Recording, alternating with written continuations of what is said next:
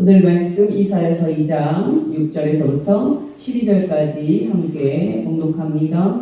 주께서 주의 백성 야곱 족속을 버리셨으니 그들에게 동방 풍속이 가득하며 그들이 블레셋 사람들 같이 정을 쉬며 이방인과 더불어 손을 잡아 언약하였습니다. 그 땅에는 은금이 가득하고 보화가 무한하며 그 땅에는 마필이 가득하고 병거가 무수하며 그 땅에는 우산도 가득하므로 그들이 자기 손으로 짓고 자기 손가락으로 만든 것을 경배하여 천한 자도 절하며 귀한 자도 굴복하오니 그들을 용서하지 마옵소서. 너희는 바위 틈에 들어가며 진초에 숨어 여호와의 위엄과 그 광대하심의 영광을 피하라. 그날에 눈이 높은 자가 낮아지며 교만한 자가 굴복되고 여호와께서 홀로 높임을 받으시리라. 대저 만군의 여호와의 날이 모든 교만한 자와 거만한 자와 자고한 자에게 임하리니 그들이 낮아지리라. 아멘. 여러분, 우리는 요즘 BC 8세기에 종말을 예언했던 이사야 선지자의 예언을 생각하고 있습니다. 여러분, 이사야 선지자의 예언은 크게 두 가지인데요. 하나는 하나님의 심판이고요. 또 다른 하나는 하나님의 구원입니다. 오늘 한 번 더 하나님의 심판을 생각하고 다음 주에 하나님의 구원을 생각해 보겠습니다.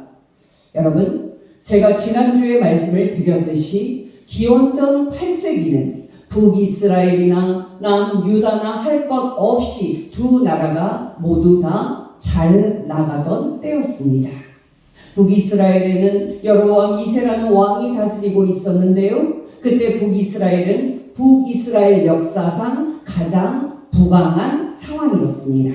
물론 여러분, 8세기의 남유다도 똑같았습니다. 통일왕국인 다윗과 솔로몬의 통치 이후에 8세기 남유다도 북이스라엘과 똑같이 부강한 상황이었습니다. 오늘 본문 7절 말씀에 있듯이 그 당시에 남유다에는 은금이 가득하고 보화가 무한해서 나라의 경제 총 규모인 GDP가 거대한 규모였습니다. 또 자연히 군사적인 지출비도 큰 규모로 이제 책정이 되어져 있었습니다. 8세기 남유다에는 그 당시 전투용에 사용이 됐던 말들이 가득했고요. 말들이 끄는 전차도 무수히 많았습니다.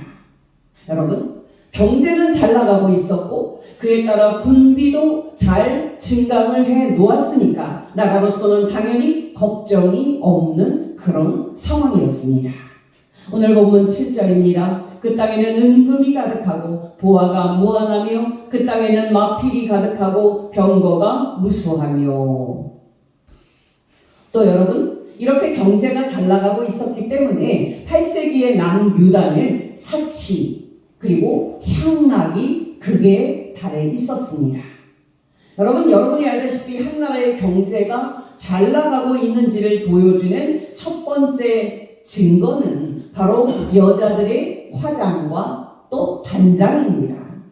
여러분, 8세기 남유다 여성들의 장식은 사치 그 자체였습니다.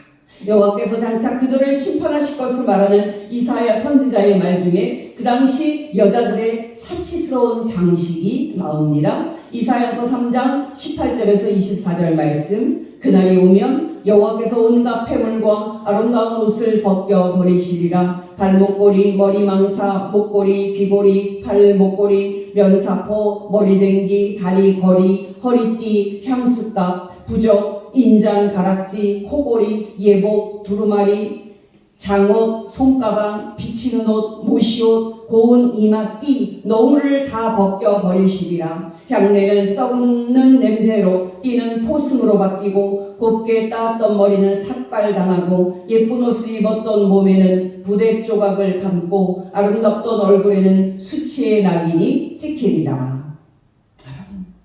놀랍지 않습니까? 8세기의 남유다 상류층 여성들의 사치는 최고 수준이었습니다. 당연히 여러분, 부자들과 상류층들은 넘치는 돈을 주체하지 못해서 아침 일찍부터 밤늦게까지 파티만 하면서 향락을 즐기고 있었습니다. 이사야서 5장 11절 12절 말씀 공동 번역입니다. 너희에게 재앙이 닥칠 것이다. 새벽부터 독한 술을 찾아 나서고 밤늦게까지 술독에 빠져있는 자들아, 또 날마다 연회를 열어 수금과 검은고 소고와 피리 소리를 들으며 술이나 마시고 여호와께서 하시는 일에는 관심도 없으며 여호와께서 손수 이루시는 일은 아랑곳도 하지 않는 자들아.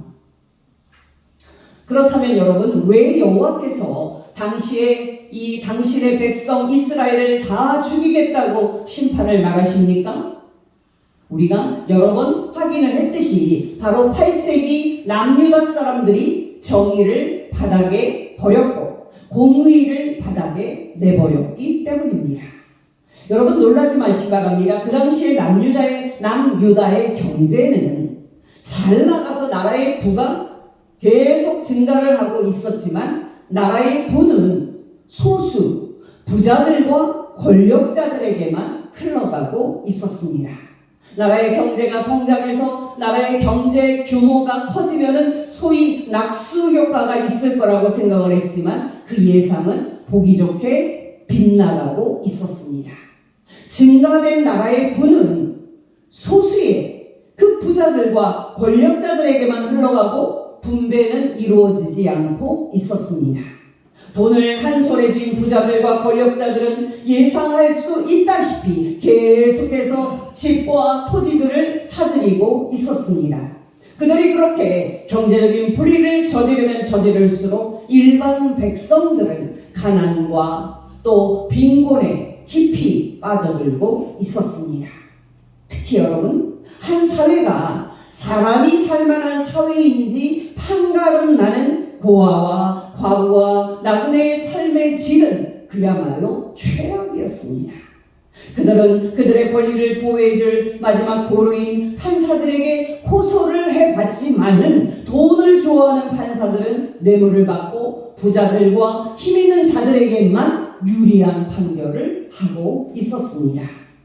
여러분, 놀랍지 않습니까? 그렇게 누구에게도 의지할 것 없었던 고아와 과부와 나그네들은 그들의 생존권 그리고 인권을 빼앗긴 채 더 이상 떨어질 수 없는 비참한 밑바닥에 떨어져 있었습니다.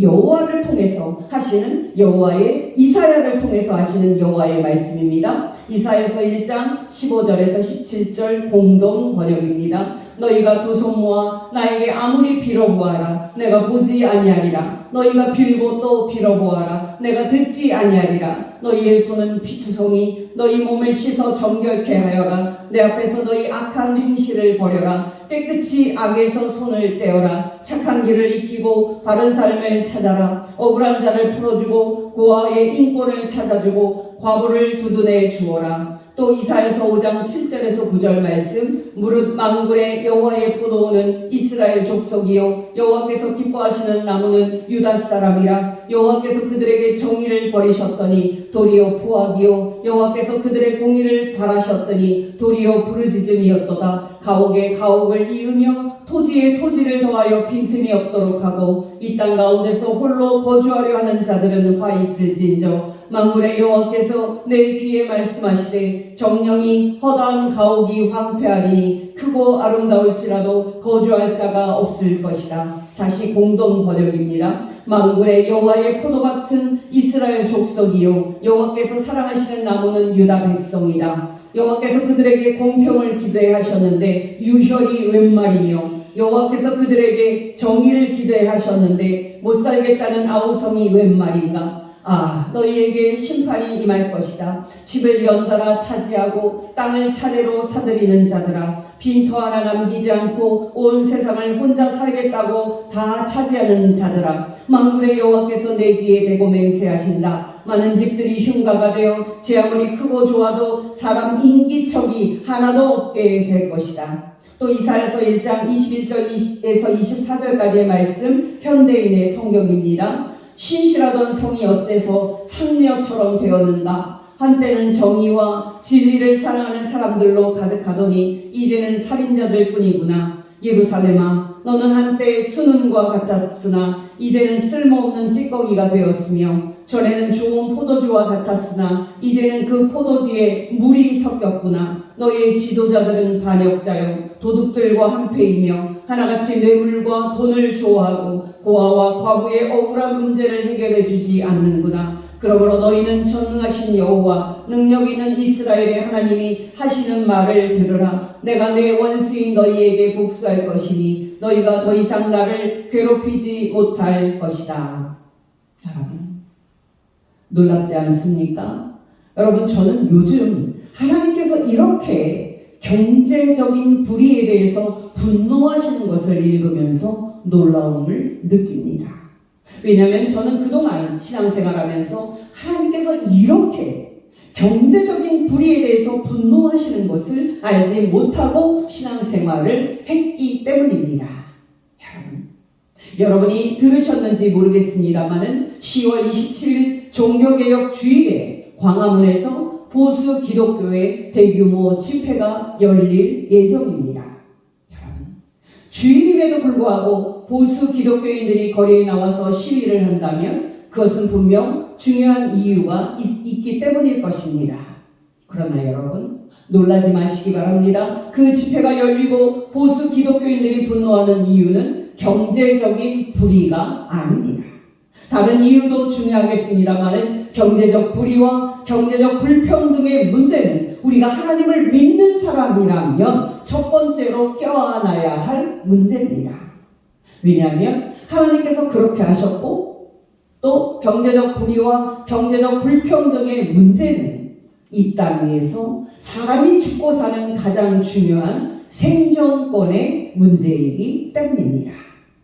여러분, 아시는지 모르겠습니다만 지난 9월 22일부터 28일까지 인천에서 로잔 4차 대회가 열렸습니다. 그러나 그 대회에서 발표한 서울 선언문은 그동안 로잔 운동이 전면에 표방을 했던 기독교인의 사회적인 책임에서 후퇴를 하고 소위 영혼 구원, 복음 전도에만 초점을 맞춘다는 비판을 받고 있습니다.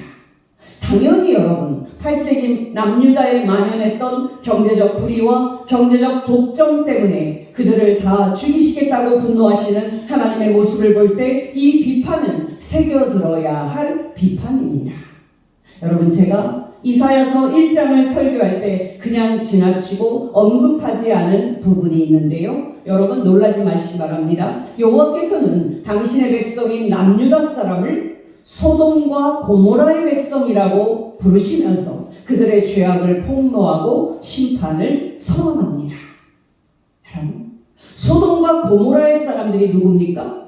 바로 창세기 19장에 있듯이 여호와께서 하늘에서 유황과 불을 피같이 내려서 그 도시들을 다 태워 죽인 도시입니다. 놀랍게도 여호와께서 당신의 백성 유다 사람을 그 소돔과 고모라의 사람이라고 부르고 있는 겁니다. 여호와의 그 말의 뜻은 말할 필요도 없이 선민인 남유다 백성이 이제 소돔과 고모라 사람들처럼 하나님의 심판을 받을 대상이 되었다는 말입니다. 여호와 하나님의 말씀입니다. 이사야서 1장 1절에서 4절 세 번역입니다. 이것은 유다 왕 우시야와 요담과 아하스와 히스기야가 유다 왕이었을 당시 아모스의 아들 이사야가 유다와 예루살렘에 관하여 본 환상이라. 하늘이여 들으라, 땅이여 귀를 기울이라. 여호와께서 말씀하신다. 내가 기른 자식들이 나를 거역하였다. 소도 자기 주인을 알고 나귀도 자기 주인의 구유를 알건만은 이스라엘은 알지 못하고 내 백성은 깨닫지 못하는구나. 슬프다, 범죄한 나라여, 부패하고 악한 백성이여, 너희가 여호와를 저버리고 이스라엘의 거룩하신 하나님을 배신하였다. 또 10절에서 14절 세 번역입니다. 너희 소돔의 통치자들아, 여호와의 말을 들으라. 너희 고모라의 백성아, 우리 하나님의 법에 귀를 기울이라. 여호와께서 말씀하신다. 무엇하러 나에게 이 많은 제물을 바치느냐? 나는 이제 순양의 번제물과 살진 짐승의 기름기가 지겹고 나는 이제 숫송아지와 어린 양과 순염소의 피도 싫다. 너희가 나의 앞에 보이러 오지만은 누가 너희에게 그것을 요구하였느냐? 나의 뜰만 밟을 뿐이다. 다시는 헛된 재물을 가져오지 말아라. 다 쓸모없는 것들이라. 분양하는 것도 나에게는 역겹고 초하루와 안식일과 대회로 모이는 것도 참을 수 없으며 거룩한 집회를 열어놓고 못된 짓도 함께하는 것을 내가 더 이상 견딜 수 없다. 나는 정말로 너희의 초하루 행사와 정한 절기들이 싫다. 그것들은 오히려 나에게 짐이 될 뿐이다. 그것들을 짊어지기에는 내가 너무 지쳤다. 근데 여러분, 소돔과 고모라가 왜 여호와께 불심판을 받았습니까? 여러분은 무슨 이유로 소돔과 고모라가 그렇게 무서운 여호와의 심판을 받았다고 생각하십니까? 여러분, 놀라지 마시기 바랍니다. 바로 그 이유는 경제적 불이익 때문이었습니다. 이에 대한 증거입니다. 에스겔서 16장 49절 말씀. 내 아우 소돔의 죄악은 이러하니 그와 그의 딸들에게 교만함과 음식물의 풍족함과 태평함이 있으며 또 그가 가난하고 궁핍한 자를 도와주지 아니하며. 여러분, 놀랍지 않습니까? 보통 성도들이 아는 이유가 아니라 소돔과 고모라 도시의 사람들은 자기만 잘 먹고 잘 사는데 관심을 두고 가난하고 굶주린 사람들을 철저히 외면했기 때문에 여호와께 불심판을 받았습니다. 여러분이 놀라시겠지만 이렇게 한 사회에서 부자들과 권력자들의 경제적 불의로 사회가 사람이 살 수 없는 불의한 사회가 되고 또 그런 불의한 사회에서 가난하고 궁핍한 사람들이 심각한 고통을 당하는 것을 우리 하나님께서는 심각하게 보십니다. 이 시점에서 창세기 19장에 있는 소돔과 고모라의 불심판의 원인이 동성애가 아니었음을 리처드 헤이즈의 해석을 빌어서 말씀을 드립니다. 이 해석은 신약의 윤리적 비전, 신약의 윤리적 비전이라는 책에서 확인을 할 수가 있는데요. 그의 말입니다. 소돔과 고모라의 악명 높은 이야기는 종종 동성애와 연계되어 인용되고 있으나 실제로는 그 주제와 아무 상관이 없다. 소돔의 남자들은 롯의 집 문을 두들겨 댄다. 그들은 천사인 롯의 두 손님을 집단으로 성폭행하려는 의도를 분명히 가진 자들이었다. 천사들은 롯과 그의 가족을 구출해냈고 그 도시의 파멸을 선언한다. 집단 성폭행 시나리오는 그 도시의 악함을 보여준다. 그러나 본문 내에서 동성애 성교의 도덕성에 대한 심판에 대해 딱 들어맞는 구절은 어디에서도 발견되지 않는다. 여러분 오해하지 마시기 바랍니다. 리처드 헤이즈는 동성애가 하나님께 미워하시는 죄임을 분명히 밝힙니다. 그러나 리처드 헤이즈의 주된 관심은 경제적 불이익입니다. 이어지는 그의 말입니다. 만약 교회가 공동체로부터 배제시켜야 할 것들을 실천하는 훈련을 시작해야 한다면 동성애보다 훨씬 중요한 것들로서 우리가 땅에 선을 긋기 시작해야 할 사안들이 있다. 예를 들면 폭력과 물질주의가 그것들이다. 현재 교회에서 동성애 문제에 대해 쏟아붓는 열정을 부유한 자들이 자신들의 소유를 가난한 사람들과 나누도록 요구하는 일에 쏟을 수 있다면 얼마나 좋을까 싶다. 성적인 문제의 성경적 도덕성을 가장 긴박하게 주창하는 사람들 중 일부는 논의의 방향이 소유에 대한 신약 성경의 가르침으로 향하게 되면 이상하게 모호한 태도를 취합니다. 제가 지금까지 말씀드린 것은 다른 사람의 생존과 또 다른 사람의 생명을 위협하고 파괴하는 경제적 불의에 대해서 하나님께서 얼마나 분노하시는지를 말씀드리기 위함이었습니다. 여러분 기억하시기 바랍니다. 여호와께서 당신의 백성 북이스라엘을 기원전 722년에 아수르 제국을 통해 멸망시키신 다음에 당신의 남은 백성인 남유다까지도 바벨론 제국을 통해서 기원전 586년에 드디어 멸망시킵니다. 여러분 중요한 것은 무엇입니까? 남유다의 멸망에 앞서서 약 60 60년 전에 남유다의 심판과 멸망을 예언한 이사야 선지자의 예언은 여러 겹의 예언이 포개져 있다는 사실입니다. 쉽게 말씀을 드리면 그리스도 예수께서 이 땅에 오시기 800년 전에 예언했던 이사야 선지자는 제가 지난번에 말씀을 드렸듯이 여러 산이 겹겹이 포개져 있는 것을 바라보면서 종말을 예언했습니다. 그러니까 여러분, 그가 예언한 어떤 종말 예언은 약 60년 뒤에 일어난 남유다의 심판과 멸망이었습니다. 그러나 여러분, 그가 예언한 또 어떤 종말 예언은 바벨론 포로 기간 70년 후에 유다 땅으로 이제 포로들이 페르시아 고레스 왕의 칙령으로 돌아오는 날에 대한 것이었습니다. 그러나 여러분, 기억하시기 바랍니다. 이사야 선지자는 궁극적으로 종말에 그리스도께서 도래하는 날을 바라봤습니다.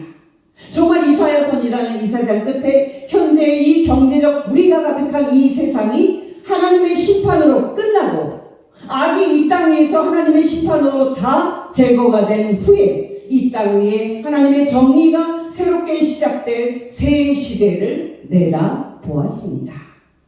그렇게 여러분, 이사야 선지자는 우리의 시선을 그리스도의 도래로 이 악한 현재 세상이 심판받고 사라진 다음에 이 땅 위에 하나님의 정의의 나라가 세워진 새 시대로 향하게 합니다.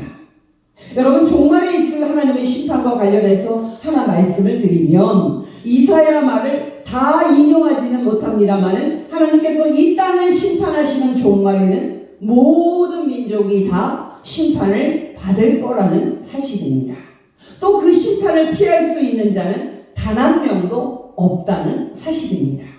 그렇다면 여러분, 종말에 있을 하나님의 심판에서 우리가 피할 수 있는 방법 없는 겁니까? 여러분은 어떻게 생각하십니까? 정말 우리가 하나님의 장래의 진노를 피하려면 어떻게 해야 합니까? 바로 이 질문은 우리를 단번에 세례자 요한에게로 데리고 갑니다. 여러분, 세례자 요한이 누굽니까? 바로 이사야 선지자가 그리스도께서 오시기 전에 그리스도의 길을 준비하러 하나님께서 보내실 거라고 예언한 광야의 소리입니다. 그러니까 여러분, 세례자 요한의 등장으로 우리는 약 800년 전에 이사야 선지자가 예언한 그 종말이 도래하기 직전에 도착해 있는 겁니다. 여러분, 이제 곧 그리스도의 도래로 이 땅 위에 종말이 도래하고 그리스도를 통해 이 땅 위에 하나님의 종말의 심판과 구원이 시행될 것을 내다본 세례자 요한이 그 당시 유대인에게 뭐라고 선포를 합니까? 여러분, 정말 이제 곧 자기 뒤에 이어서 그리스도가 오시면 이 땅에서 악인이 다 심판받고 제거된 다음에 이 땅 위에 하나님의 정의의 나라가 세워질 것을 내다보는 세례자 요한이 그 당시 유대인들에게 뭐라고 말합니까? 세례자 요한이 그리스도를 통한 하나님의 심판만 말합니까? 아닙니다. 놀랍게도 그는 회개를 말합니다.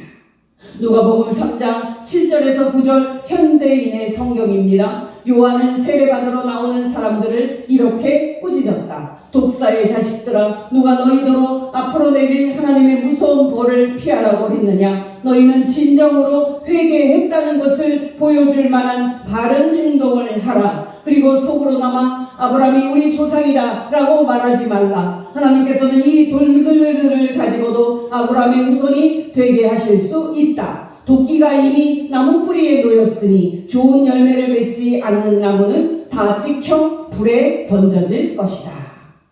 여러분, 기억하시기 바랍니다.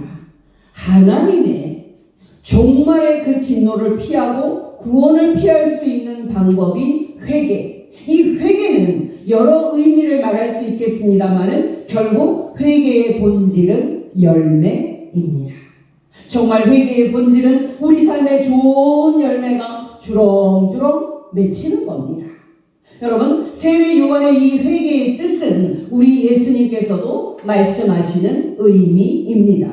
소위 산상설교라고 일컫는 설교를 끝내면서 하셨던 예수님의 말씀, 마태복음 7장 16절에서 21절까지의 말씀을 현대인의 성경으로 읽어드립니다. 열매를 보고 나무를 아는 것처럼 그들의 행동을 보고 진짜 예언자인지 가짜 예언자인지 알 수 있다. 가시나무에 포도송이를 따거나 엉겅퀴에서 무화과를 딸 수 있겠느냐? 이와 같이 좋은 나무마다 좋은 열매를 맺고 못된 나무는 나쁜 열매를 맺기 마련이다. 좋은 나무가 나쁜 열매를 맺을 수 없고 나쁜 나무가 좋은 열매를 맺을 수 없다. 좋은 열매를 맺지 않는 나무들마다 찍혀 불에 던져진다. 그러므로 너희는 그들의 행동을 보고 그들을 알아낼 수 있을 것이다. 내게 주여 주여 한다고 해서 모두가 다 하늘나라에 들어갈 것이 아니라 하늘에 계신 내 아버지의 뜻을 실행하는 사람만 들어갈 것이다. 아멘. 여러분 놀랍지 않습니까? 그렇다면 여러분 회개하고 그리스도이신 예수님을 믿고 세례를 받아서 그리스도 예수의 나라에 들어간 사람들에게 어떤 열매 또 어떤 행동이 뒤따라 왔습니까? 바로 재산과 소유를 팔아서 가난한 성도들에게 나눠주는 행동이 뒤따라 왔습니다. 그래서 여러분 예수 그리스도의 왕되심을 인정하고 그 통치에 순종하는 사람들의 공동체인 교회 안에서 놀랍게도 가장 대표적인 사회 악인 가난이 해결이 됩니다. 사도행전 2장 44절 45절 말씀, 믿는 사람이 다 함께 있어 모든 물건을 서로 통용하고 또 재산과 소유를 팔아 각 사람의 필요를 따라 나눠주며, 사도행전 4장 34절에서 35절, 그 중에 가난한 사람이 없으니 이는 밭과 집 있는 사람은 팔아 그 판 것의 값을 가져다가 사도들의 발 앞에 두매 그들이 각 사람의 필요를 따라 나누어 주니라. 여러분, 회개란 무엇입니까? 정말 여러분, 누가 하나님 앞에 죄를 회개하고 부활 승천하신 주 예수 그리스도께서 다스리는 하나님의 나라에 이미 들어간 사람입니까? 바로 경제적 불의를 청산하고 이 땅에서 다른 사람들을 먹이고 입힘으로써 함께 사는 사람입니다. 여러분 기억하시기 바랍니다. 이사야서 5장에 있는 것처럼 이 땅 위에서 홀로 거하려고 집과 땅을 연달아 사들이고 집과 땅을 독점하는 탐욕스러운 사람이 성령님의 역사와 말씀의 역사로 뒤집어져서 탐욕과 경제적인 불의를 회개하고 자기의 물질을 다른 사람에게 나눠줘서 다른 사람도 이 땅 위에서 함께 살게 하는 사람이 바로 회개한 사람입니다. 여러분 솔직하게 말해서 왜 오늘날 한국 사회에서 기독교인들이 욕을 먹습니까? 말은 하나님의 나라를 말하면서 마음은 땅에 있는 집과 토지에 가 있기 때문 아닙니까? 사도 바울이 골로새서 2장에서 우리에게 명령한 것과 반대로 우리가 위의 것은 찾지 않고 땅에 있는 지체를 충족시키기 때문 아닙니까? 골로새서 2장 5절에서 7절입니다. 그러므로 땅에 있는 지체를 죽이라. 곧 음란과 부정과 사욕과 악한 정욕과 탐심이니 탐심은 우상 숭배니라. 이것들로 말미암아 하나님의 진노가 임하느니라. 아멘. 여러분께 권면드립니다. 여러분, 우리 예수님께서는 마태복음 25장에서 분명하게 말씀하시기를 가난하고 굶주리는 사람에게 먹을 것을 주는 사람이 이 세상 끝에 당신께서 다시 오실 때 심판과 지옥의 불을 피하고 하나님의 나라에 들어가는 축복을 받을 거라고 분명히 말씀하셨습니다. 그래서 저와 여러분이 예수님의 이 말씀을 마음에 깊이 새겨서 우리만 잘 먹고 우리만 잘 사는 데 관심을 두는 세속적인 삶을 청산하고 가난하고 궁핍한 사람에게 먹을 것을 주고 함께 사는 복된 성도 되시기를 예수 이름으로 축원합니다. 그래서 장차 우리가 우리 주 예수 그리스도께서 산자와 죽은 자를 심판하러 이 땅에 다시 오시는 날에 예수님께 잘했다 칭찬받고 하나님의 나라에 들어가서 영생을 얻는 복된 의인들의 반열에 들기를 예수 이름으로 축원합니다. 기도하겠습니다.